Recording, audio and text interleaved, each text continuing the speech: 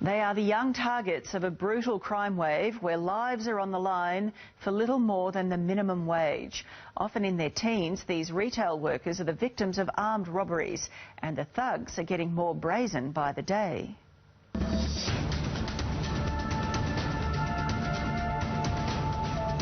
I don't think anyone, when they do this sort of thing to another person, realises the effect and the trauma that it leaves. Imagine your shift at work ending like this. The flash of cold steel, staring down the barrel of a gun. Knives, meat cleavers, machetes, potentially lethal weapons of all shapes and sizes to rob, threaten and often ruin lives, especially when the victims are barely out of school.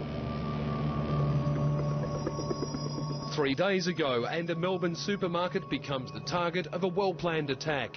4 hooded thieves pushed their way past customers to confront checkout staff with little children watching, and for the sake of a few $1,000s, leave a shop full of trauma in their wake.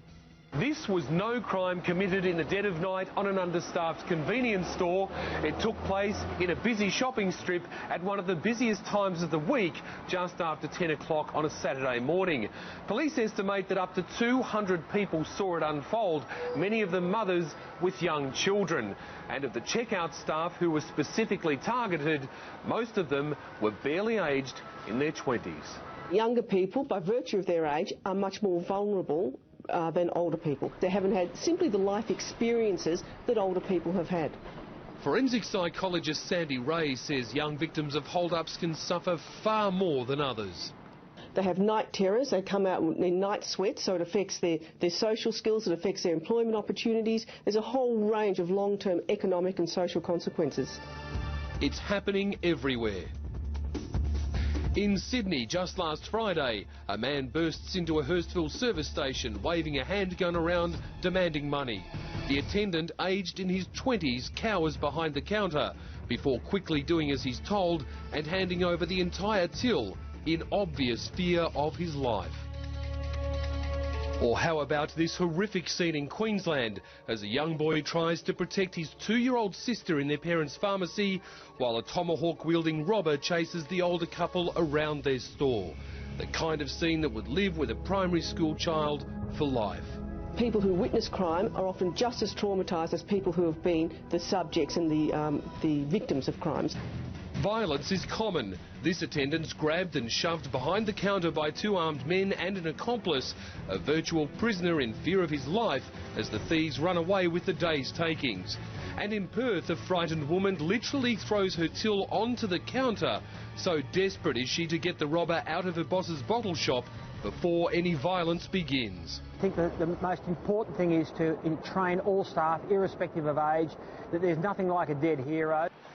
Russell Zimmerman from the Australian Retailers Association says crooks are getting more desperate by the day and their targets are getting softer. From an employer's perspective, obviously the wages for young people are more reasonable than employing a more senior person. And it won't matter what security measures people put in.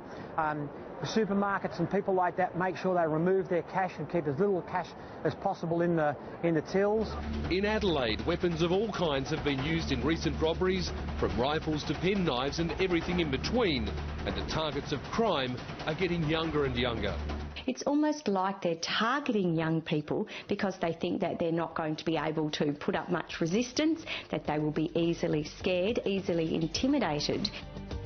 Social commentator and News Limited columnist Susie O'Brien says kids getting robbed strikes at the very heart of a society that wants to protect its most vulnerable.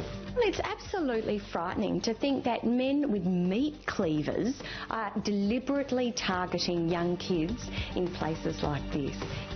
But in a world which demands access to shops 24/7 and employers' wages bills are going up and up, there's no end in sight to a crime trend that leaves its victims in a state of fear or at least self-doubt in what's already one of the most stressful stages of their lives. Their sense of identity is emerging, and that identity means I can look after myself, I'm independent, I can cope in the big wide world, and when they're faced with a machete in their face, all that gets very challenged about whether or not they put themselves in the wrong situation.